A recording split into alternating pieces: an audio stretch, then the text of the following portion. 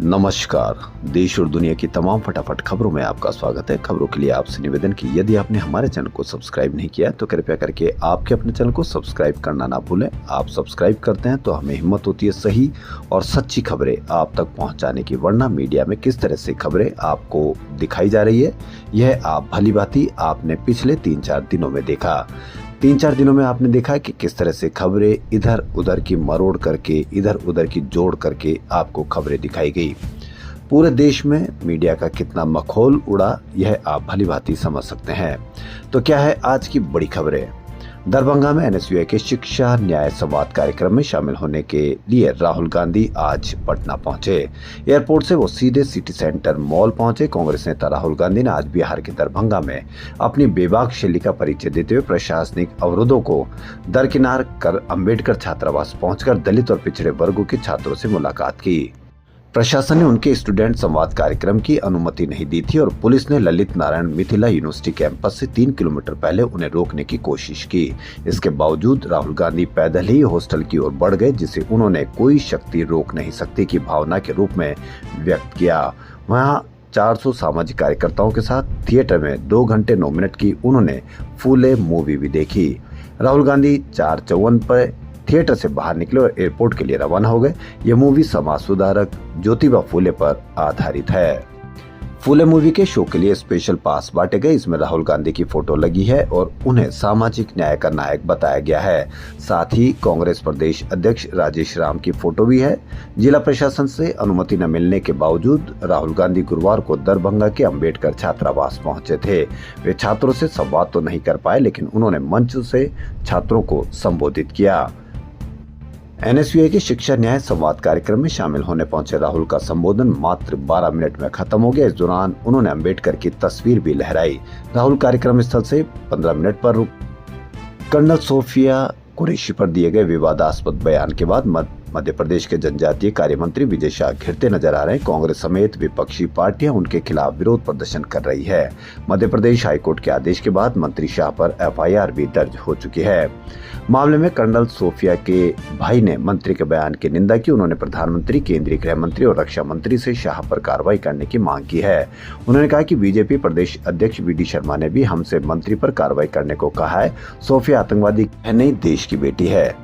Sophia के भाई ने कहा कि मंत्री विजय शाह का बयान निंदनीय है। वह बहुत बड़े पद पर बैठे हैं। ये बयान माफी योग्य नहीं है। सोफिया हमारे देश की बेटी है, सेना की बेटी है। उसने अपना जीवन देश के लिए दिया है।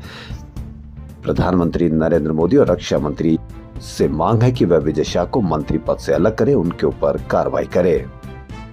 कर्नल सोफिया कुरैशी पर बयान को लेकर कांग्रेस मंत्री विजय शाह और बीजेपी पर आक्रामक है। मंत्री पर एफआईआर और बर्खास्तगी की मांग को लेकर कांग्रेस ने मध्य प्रदेश में शाह का पुतला फूका।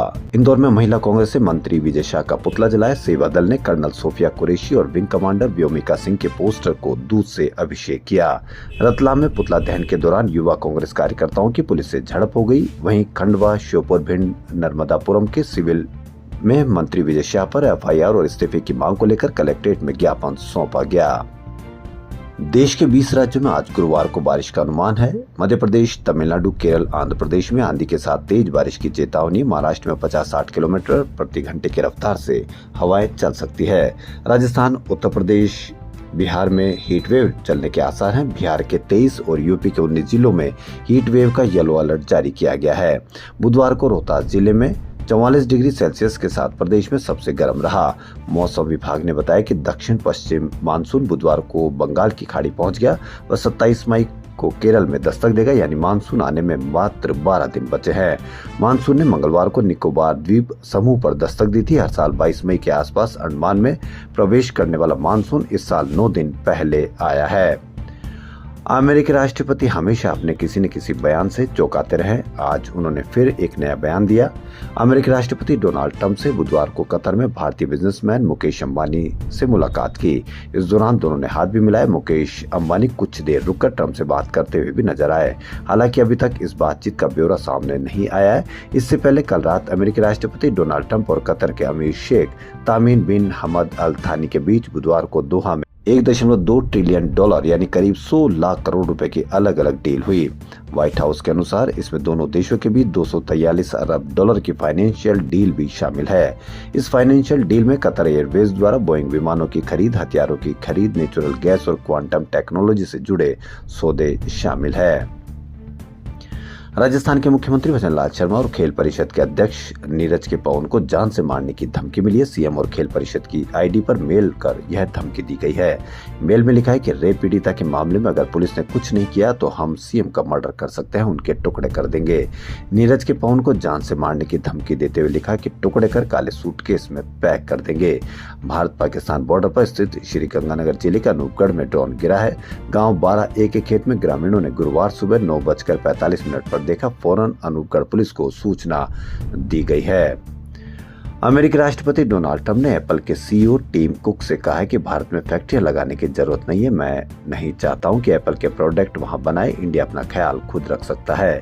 एप्पल सीईओ के साथ हुई इस बातचीत की जानकारी ट्रंप ने गुरुवार को कतर की राजधानी दोहा में बिजनेस लीडर्स के साथ कार्यक्रम में दी। उन्होंने कहा कि एप्पल को अब अमेरिका में प्रोडक्शन बढ़ाना होगा।